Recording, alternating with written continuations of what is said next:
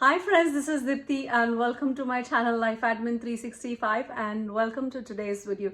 In today's video, I'm sharing with you a few meals made in month of March. So without further ado, let's get started. Lately, my boys have been obsessed with oatmeal and their favorite flavor as of now is peanut butter banana. Soak oatmeal overnight either in water or in any milk of your choice. I also soak chia seeds along with the oats. Transfer portion of the overnight soaked oats into a microwave safe container and microwave on high for about 90 seconds. Adjust the consistency with water or milk. I'm adding peanut butter. You can add any nut butter of your choice. Mix in peanut butter. My sons don't like sweetener in their oatmeal. Instead, they prefer fruits like bananas, strawberries or blueberries. Milian on the other hand likes a small spoonful of 100% maple syrup or dried dates powder to be added in his oatmeal. So I have added powdered dates. Mix everything thoroughly. Put chopped nuts of your choice. Such a nutritious and filling breakfast. I on the other side am obsessed with my low carb keto friendly chia seeds pudding. Soak 2 tablespoons of chia seed in half a cup almond milk or milk of your choice for at least 2 hours. I prefer to soak them overnight. Add 1 tablespoon natural nut butter. I am using my homemade peanut butter. Flavor with 2 tablespoons of your favorite sweetener. I am using my homemade low carb keto friendly strawberry jelly. Mix everything well. Top with fruit of your choice.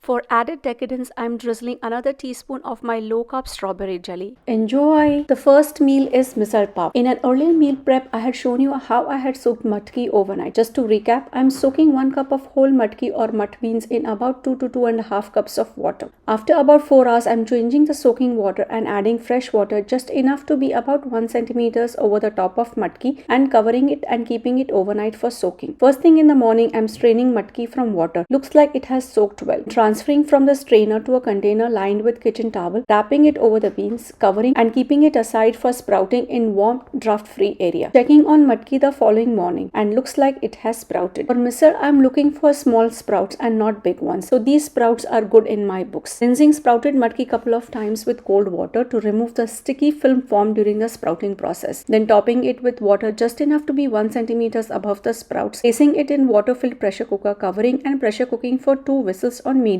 heat. Removing pressure cooked matki only after pressure has released naturally and transferring it from pressure cooker container to a glass container. Then rinsing this pressure cooker container and collecting the rinse to use at a later stage. Time to roast a few ingredients for preparing dry masala. To a pot or pan heating on medium heat, add 1 tablespoon of white sesame seeds and dry roast for 1 to 2 minutes. Then add 1 tablespoon of khaskhas or poppy seeds and roast the two for about 90 seconds or so. Then add half a cup of desiccated coconut and roast all three for another 90 seconds or until coconut has darkened slightly and the blend becomes fragrant. Turn off heat and transfer to a plate. When cool, grind to get a coarse ground blend. Time to prepare a double batch of masala. To the same pot, add 4 tablespoons of oil and heat on medium. When hot, add 1 cup of finely chopped yellow onions and saute until onions become deep golden brown. Then add 1 tablespoon each of finely chopped green chilies and garlic paste and mix well to incorporate them. I'm using home prepped and frozen green chili squares and garlic paste. Add 3/4 cups of tomato puree to the pot and combine well. Saute and cook until tomatoes are cooked and most of the water has reduced. Add in the ground mixture of coconut, sesame and poppy seeds followed by masala blend of misal masala, red chili powder and amchur powder. Thoroughly combine and cook on medium heat until oil starts separating from the side. Add half a teaspoon turmeric powder, 1 teaspoon salt and thoroughly combine them well with the masala. Reduce heat to low and take out half a portion of the masala into a container and save for later use. To the remaining masala, add water strained from cooked matki and saved rinse from the pressure cooker container. Combine thoroughly and bring to a gentle simmer. This is tarri for misal. Add in pressure cooked matki and mix well. To save me some time, I like to prepare tarri along with the usal instead of preparing it separately. Then add in about 1 cup of water, turn up the heat to medium and thoroughly combine and simmer for couple minutes. Add in finely chopped cilantro and stir in. Simmer on low heat for about a minute or two and then turn off the heat. Misal is ready. Serve it hot with chopped onions and farsan with lightly toasted pav on the side. Enjoy! Next is black chana usal. I have already shared soaking and prepping of black chana in an earlier meal prep. Check out that video in the card above or in the description box below. At that time, I had simply refrigerated fully soaked black chana and took it out about 4 days later for one of the weekday meals. Rinsed black chana couple of times with cold water, topping it with water just enough to be 1 centimeters over the chana. Placed it in water-filled pressure cooker, covered and pressure cooked for 4 whistles on medium heat. To prepare usal, I am using onion, tomato, spice, masala, masala that I had reserved when preparing matki usar. I'm sauteing it in about 2 tablespoons of oil heating on medium heat. Cooking from here is very similar to that of matki usar with only a few differences. Here I'm adding 1 tablespoon of freshly grated ginger to the pot, which matki usar didn't have, and after combining it well with the pan masala, adding in water from the pressure cooked black chana, mixing well and bringing it to a gentle simmer. Then adding 1 teaspoon of cumin coriander powder and half a teaspoon of amchur powder and incorporating them with the masala base. Then adding pressure cooked black chana and water rinsed from rinsing masala container, stirring well and bringing to a simmer. Seasoning it with salt and lime juice per taste. Adding in finely chopped cilantro and mixing in well. Typically I serve black chana usar with amburi, which is very similar to uttapam, but today we ate it with rice and roti. Also made paneer mixed with sabzi. I'm using homemade frozen multi-purpose masala paste, portion of home prepped frozen veggies and homemade frozen green chili squares to prepare this sabzi. The key to preparing sabzis with frozen veggies is to add them to the masala or curry base without thawing them out. Take them out of the freezer about 5 to 10 minutes before preparing sabzi. Then add them to the simmering curry base. Mix well and cook uncovered for 2 to 4 minutes. Then season with salt, garam masala and spices of your choice. Bring it to simmer, garnish with cilantro, which is optional. Mix well once more and you are good to go. Then is suji halwa prepared by Milind. Milind was on a cooking spree in March and this was one of his finest creations. Fry 15 to 20 whole cashews and 2 tablespoons golden raisin in 3 tablespoons hot melted ghee until light pink. Remove them to a bowl and keep aside. To the same ghee add 1 cup of suji or semolina. With constant stirring, roast semolina until it turns from pale to very light pink. At this stage it will become fragrant as well. On side, get 2.5 cups of 50-50 water milk mixture heated. Once semolina is roasted, stream in this hot liquid mixture. With constant stirring, mix hot liquid with roasted semolina. When almost all of the liquid is absorbed, turn off the heat, cover and keep for 2 to 3 minutes. Uncover, add 3/4 cup of sugar and mix well. Water released from sugar will make suji mixture slightly liquidy and that's okay. Mix with continuous stirring to avoid lump formation. Within 2 to 3 minutes, mixture will start firming up. Add in 1/4 teaspoon powdered cardamom, few strands of saffron and 1 teaspoon of ghee and mix them in. Turn off heat and give everything a good mix. Cover and rest for few minutes. Add in fried cashews and golden raisins and mix well. Cover and rest for few minutes. Suji halwa is now ready. To serve it fancy style, transfer to a ghee smeared bowl, invert it on a plate and release it. Stick in a few raisins and broken cashews and serve warm.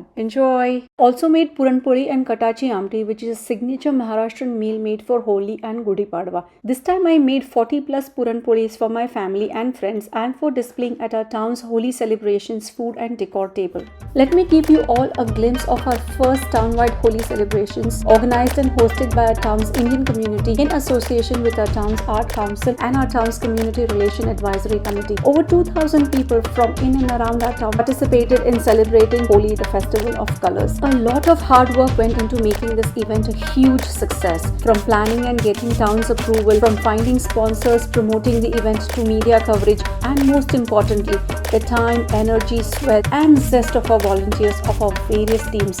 Our art and decor team, our youth team, our choreography and performance team, our videography and photography team, and of course our flash mob dancing team. Each group doing their part and moving to let the other groups come forward and do their part. Very well coordinated and perfectly executed. And last but not least, our bouncers team, curing and distributing colors, setting tables, putting up banners, and cleaning the grounds after the event. So much fun. People applying colors and hugging each other, not having a care for looks or appearances, dancing our hearts out and enjoying colorful traditions on this beautiful spring day. Holi hai! The euphoria of the event is still lingering in our hearts and mind.